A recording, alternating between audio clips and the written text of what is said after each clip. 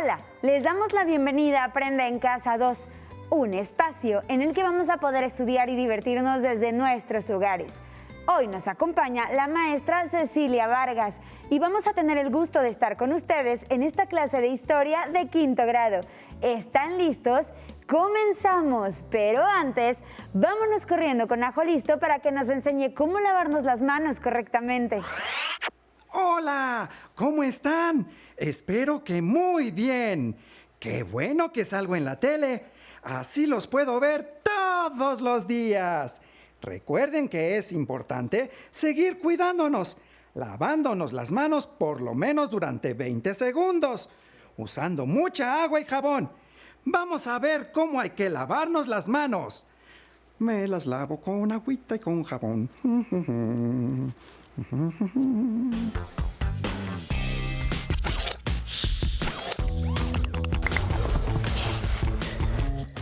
¡Atención! ¡Atención! A continuación, información importante. Lavarnos las manos varias veces al día es importante para prevenir cualquier enfermedad. Sigue estos pasos para hacerlo correctamente. Moja tus manos. Usa suficiente jabón.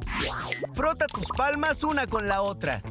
Ahora, frota la palma de una de tus manos contra el dorso de la otra, entrelazando los dedos. Repite lo mismo con la otra mano. Frota los dedos. Ahora haz como que rasguñas la palma de tus manos para lavar tus uñas. Enjuaga tus manos con agua. Sécalas con una toalla y ¡listo! ¡Tus manos están limpias! Si no tienes agua y jabón, usa desinfectantes a base de alcohol. ¡Cuídate! Hola a todos los alumnos y las alumnas que nos acompañan desde sus casas. Hola Ton, hola Ale. Bienvenidos a otra interesantísima clase de historia de Aprende en Casa. ¡Hola, maestra! ¡Hola, Ale! ¡Hola a todos! Hola, Ton, te ves muy contento y muy emocionado, pero... ¿y ese casco? ¿Pasó algo? Ah, es que hoy toca clase de repaso. Y ahora vamos a recordar los principales procesos y acontecimientos de la segunda mitad del siglo XIX, específicamente de la Reforma Liberal y la República Restaurada. Y seguro hablaremos sobre guerras, intervenciones y esas cosas. Entonces vengo muy preparado para todos los cañonazos. Muy bien. Ay, Ton, pues definitivamente sí hablaremos de guerras e intervenciones. ¿Qué les parece si en esta clase hacemos lo mismo que en el repaso de la primera mitad del siglo XIX, en el que ubicamos en el tiempo algunos hechos y los platicamos? Así, la próxima clase podemos hacer nuevamente un concurso. Sí, maestra Cecilia, me parece muy bien. Así refrescamos la memoria y está más parejo el concurso de la siguiente clase porque, ¿qué creen? Esta vez yo voy a ganar.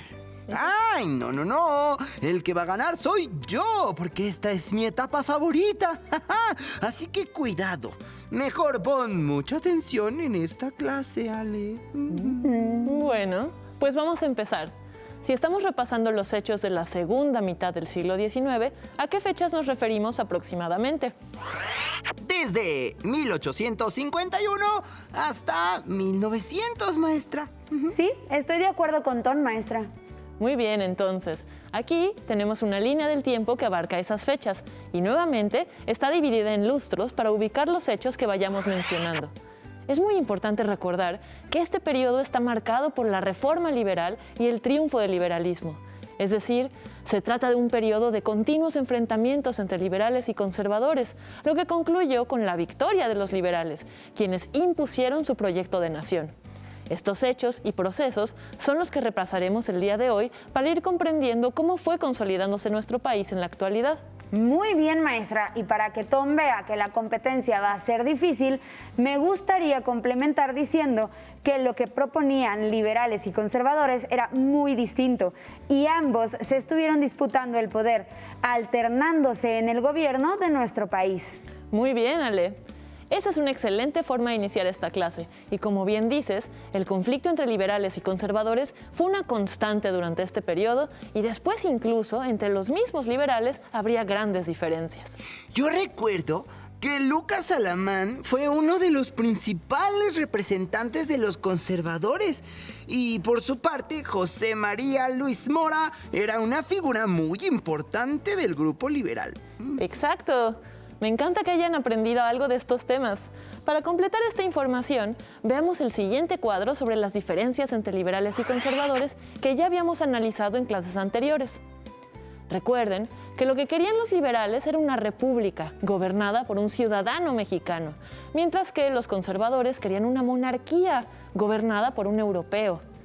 Otra diferencia importante era que los liberales querían desamortizar los bienes de la Iglesia, mientras que los conservadores querían que la Iglesia católica mantuviera su poder tradicional y que el catolicismo siguiera siendo la única religión permitida en el país.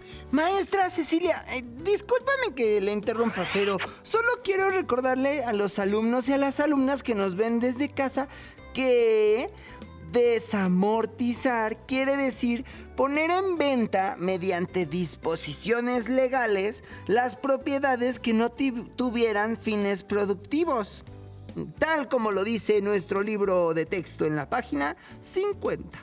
Genial, Ton. Gracias. Pues bien, como decíamos, las propuestas de cada uno de estos grupos eran diferentes. Mientras que los liberales querían transformar la educación y pelear por el derecho de expresión, los conservadores... Yo sé. Querían que no se cuestionara la autoridad de la Iglesia y que conservara sus privilegios. Eso, Ale. Ahora sí, pasemos a nuestra línea del tiempo. Aquí tenemos en la parte derecha del pizarrón algunos acontecimientos clave que sucedieron durante este periodo, y todos ellos los hemos aprendido en clases anteriores, así que vamos a ubicarlos en la línea del tiempo usando el número que tiene cada uno de ellos. Al hacerlo, podemos platicar sobre sus causas, sus consecuencias y lo más representativo de cada uno. El número 1 es la Revolución de Ayutla, que estalló en 1854. Número 2, las leyes de reforma, del 55 al 57, con la Ley Juárez, la Ley Lerdo y la Ley Iglesias. Después, el número 3 es la Constitución de 1857, el 4 es la Guerra de Reforma de 1858 a 61, el 5 es la Segunda Intervención Francesa de 1862 a 67, después el Segundo Imperio con el número 6 de 1863 a 1867 y por último la República Restaurada de 1867 a 1876. Recuerden que los hechos o procesos marcados con verde se refieren a los conflictos internos que buscaron la organización del país, y los que están marcados en azul son intervenciones extranjeras a México. Yo quiero empezar con la Revolución de Ayutla, maestra, y voy a estar muy preparado porque seguro ahí va a haber muchos cañonazos. Perfecto, Ton. Entonces cuéntanos, ¿en dónde ubicamos esta revolución y qué nos puedes decir sobre ella? Ay, bueno, maestra, recuerdo que sucedió a principios de este periodo. Fue un movimiento armado para quitar al presidente Antonio López de Santana, quien ya había ocupado la presidencia más de 6 veces y tenía a todo mundo descontento por su gobierno. Les había quitado muchos derechos a las personas. Excelente, Ton. Ahí está escrita la fecha en la que estalló el movimiento, en 1854. Pero si nuestra línea está dividida en lustros, pues ese año exacto no lo tenemos. Entonces, ¿dónde podríamos encontrar este hecho? Pues podemos marcarlo, a ver, pegadito al 1855, pero del lado izquierdo, maestra. Exacto, más o menos por aquí. Sí. Aquí va el número 1. Ahí ya lo escribí con mi plumón. Como dices, Ton, Santana eliminó los derechos y las libertades individuales, persiguió a sus opositores y castigó a sus críticos, entre otras medidas extremas que tomó. Y todo llegó a un punto de quiebre después de que Santana vendiera los territorios de la Mesilla en 1853, porque fue entonces que los liberales organizaron una rebelión, plasmando sus intenciones en el Plan de Ayutla. Es por este plan que la rebelión de los liberales contra la dictadura se conoce como la Revolución de Ayutla. Ale, ¿me ayudas a complementar la información que nos dio Ton sobre este hecho? Claro. Bueno, algo que tengo muy presente es que usted nos contó que Antonio López de Santa Anna perdió la pierna durante la Guerra de los Pasteles por unos cañonazos y a partir de ahí fue apodado el 15 uñas. Ay, sí es cierto. También lo recuerdo. El 15 uñas. Y es un poco gracioso. Sí. Sí, esa es una anécdota curiosa, pero sucedió mucho tiempo antes del periodo que estamos repasando hoy, pues la Guerra de los Pasteles ocurrió entre 1838 y 1839. Así que vamos a enfocarnos en el periodo que estamos repasando ahora. Bueno, vamos a ponernos entonces más serios. La revolución de Ayutla triunfó y Santa Anna tuvo que abandonar la presidencia para dar pie a un nuevo gobierno liberal. Exacto, vamos bien. Sigamos con el siguiente hecho. Este dice las leyes de reforma y está marcado con el número 2. ¿En dónde lo colocamos y quién me puede platicar un poco sobre lo que aprendió de esto? Ustedes, allá en casa, traten de seguir este ejercicio con nosotros. Pueden ver sus notas y su libro de texto. Pues como las leyes de reforma se promulgaron en 3 años distintos, creo que podríamos dibujar una pequeña llave que vaya hacia la derecha desde 1855 hasta 1857, sin llegar al marcador del siguiente lustro. Muy bien, entonces déjenme colocar ahí el número 2. Desde 1855... ¡Ay, una pequeñita!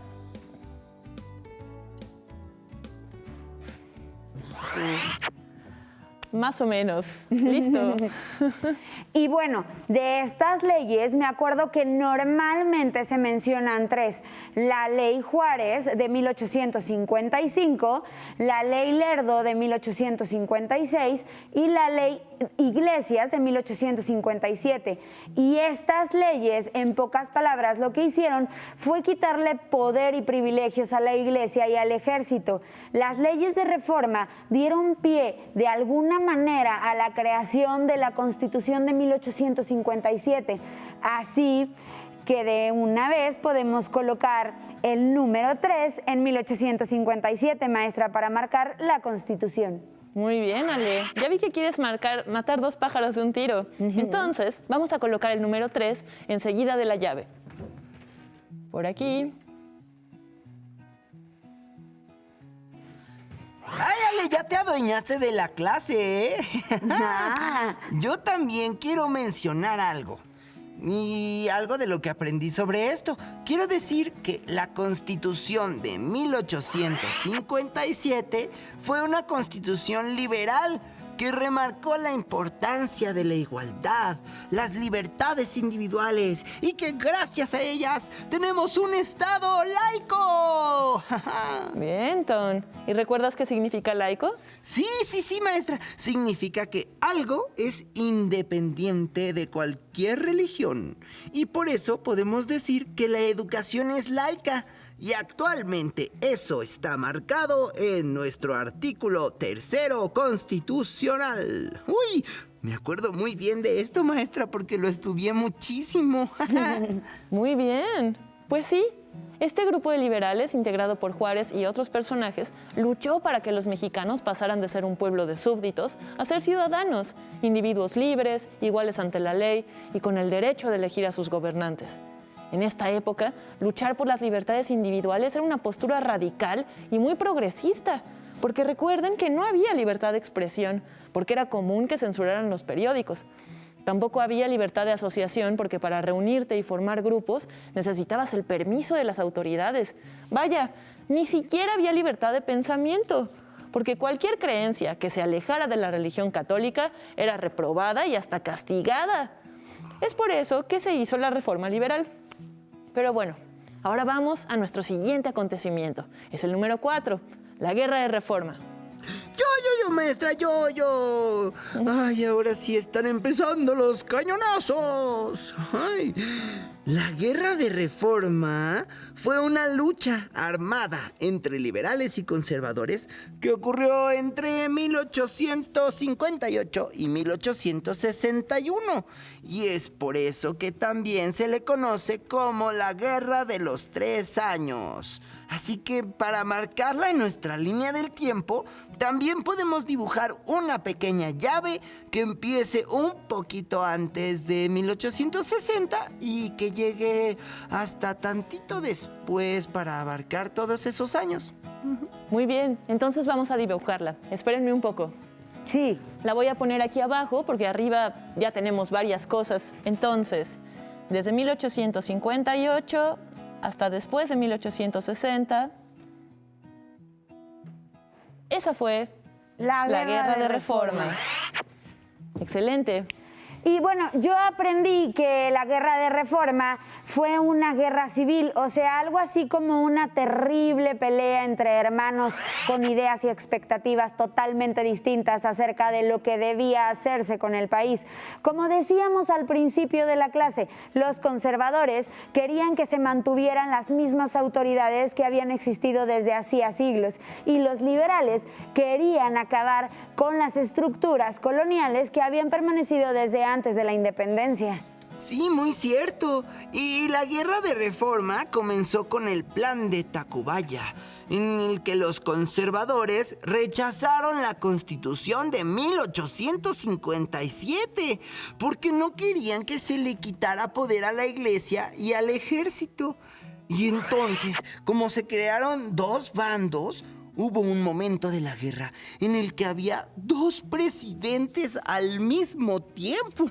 Uno era Benito Juárez y el otro era... no me acuerdo, maestra. ¿Cuál era el otro? El otro era el general Félix Zuluaga. Muy bien, Ton. Estás en lo correcto. Efectivamente, hubo un momento en el que hubo 2 gobiernos. Uno con un presidente conservador que gobernaba desde la Ciudad de México y otro con un presidente liberal que gobernó primero desde Guadalajara y luego desde Veracruz.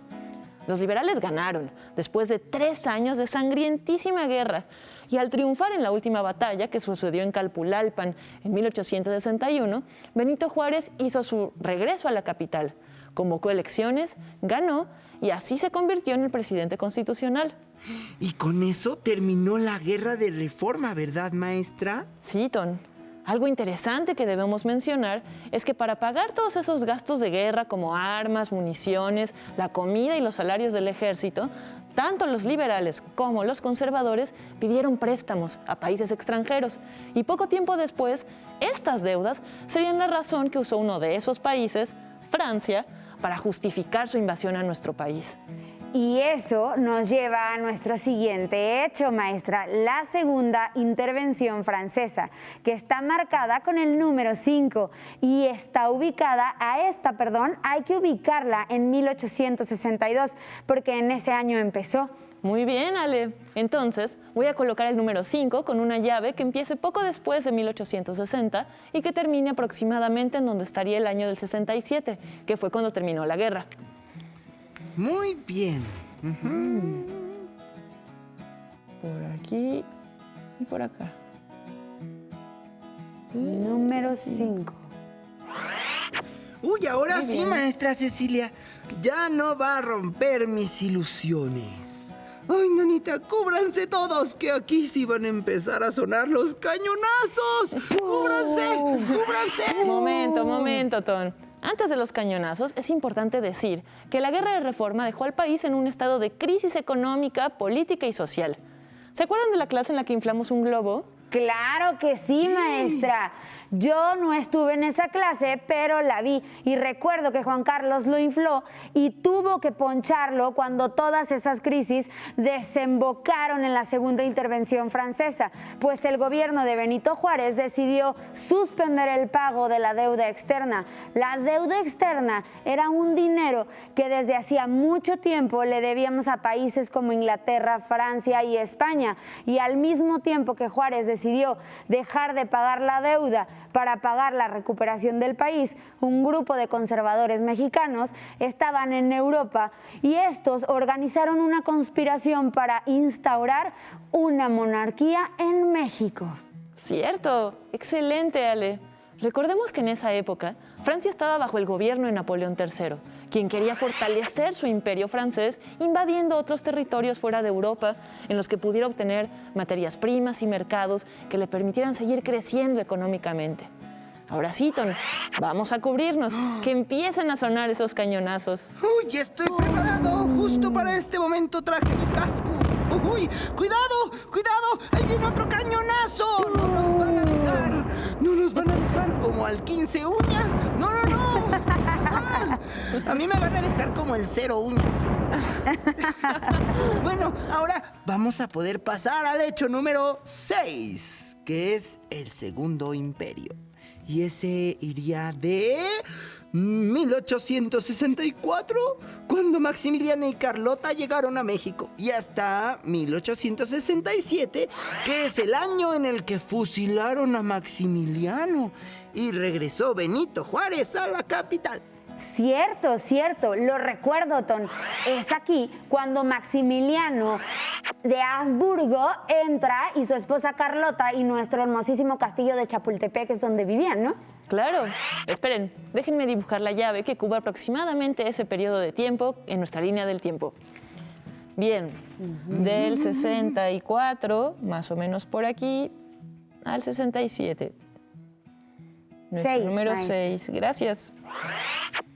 Maestra, y lo interesante del Segundo Imperio es que resultó que Maximiliano era tan liberal como Juárez. Esto me impresionó mucho cuando lo vimos en clase, porque a pesar de que Maximiliano había sido elegido de los conservadores para devolverle el poder a la iglesia, a la mera hora Maximiliano hizo todo lo contrario y volvió a aprobar las partes más importantes de la reforma liberal. Exactamente, Ton. Imagínate cómo se han de haber enojado los conservadores cuando Maximiliano decretó la libertad de religión y luego cuando validó las leyes que vendieron las propiedades de la iglesia. Uf, pues los conservadores se enojaron tanto que le quitaron su apoyo a Maximiliano, ¿no? Yo lo recuerdo. Y luego también Napoleón III dejó solo a Maximiliano cuando decidió regresar sus ejércitos a Europa. Y eso les permitió a los liberales ir recuperando el control de la República hasta que Maximiliano fue capturado, juzgado y fusilado. Y así terminó el Segundo Imperio. Obviamente pasaron muchas cosas más durante estos años, pero bueno, en resumen podemos decir que esto fue lo que sucedió. Sí, y ahora ya podemos pasar a mi periodo favorito. Ay, Ton, todos los periodos que mencionamos son tus favoritos. Pero este más, porque yo soy liberal como Juárez y su grupo. Además, esta etapa es mi favorita de mis favoritas, porque la maestra nos contó que la República restaurada fue un periodo en el que liberales y conservadores se empezaron a reconciliar y todos los esfuerzos se concentraron en reconstruir al país. Además, fue en esta época que por fin los liberales lograron llevar a la práctica sus propuestas. Bueno, eso fue lo que yo anoté en mis notas. Muy bien, Ton. Tomar notas es un excelente hábito. Pero antes de seguir, déjame ubicar esta época en la línea del tiempo. Tenemos que hacer una llave que vaya de 1867 a 1876 y marcarla con el número 7. Muy bien. De 1867 a 76. 76. Ándale, Toné, ahora tú te quieres adueñar del programa. Déjame decir lo que sé de esta etapa, por favor, ¿me dejas? ¡Claro que sí! Muy bien. A ver, después de los 5 años en guerra contra Francia y después del conflicto entre liberales y conservadores, Benito Juárez retomó el control de todo el país y a este hecho se le conoce como el triunfo de la República. Sí. Y recuerden que durante esta etapa se implementaron algunas medidas que intentaban resolver los problemas más urgentes del momento. Por ejemplo, se hicieron elecciones democráticas en las que mucha gente participó para darle validez al gobierno.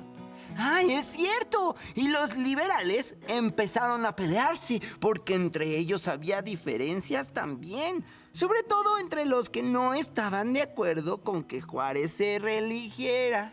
Aunque también perdonaron a muchos de los que habían apoyado al Segundo Imperio y les quitaron algunas sanciones porque, como dije al inicio, la República restaurada fue una época de reconciliación.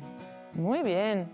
Recordemos también que en esta etapa los liberales dieron un impulso enorme a la cultura y a la educación, porque lo que se buscaba era enseñar un orgullo nacionalista a la gente. Se buscaba poner en claro qué era eso que definía la identidad mexicana. Sí, y lo hicieron escritores y periodistas liberales, como Guillermo Prieto, o como Manuel Altamirano, Francisco Zarco y el Nigromante. Yo un día quiero ser así de famoso por mis hazañas en favor del país. ¡Ah! Vaya, chicos, pues lo han hecho muy bien. Este solo ha sido una mirada panorámica del periodo para que refresquemos esos aprendizajes después de las merecidas vacaciones que tuvimos. Entonces, la próxima clase haremos un concurso, maestra. Sí, Ton.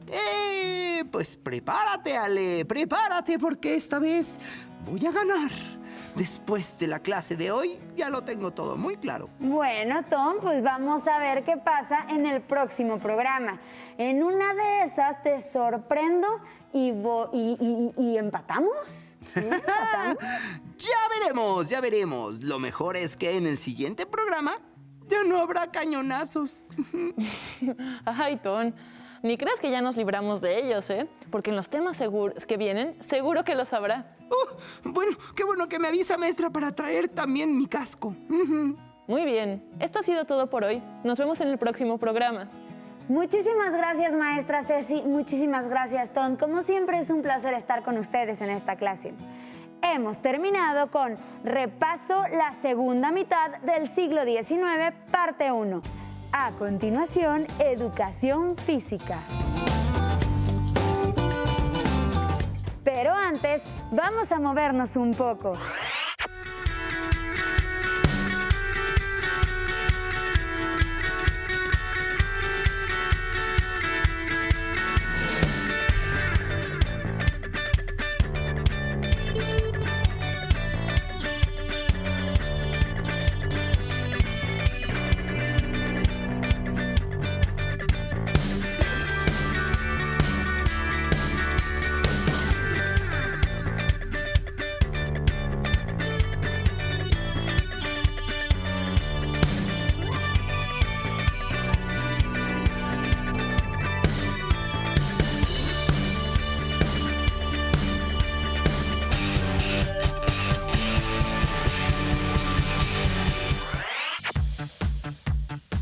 Si necesitas ayuda para resolver tus dudas, contáctanos.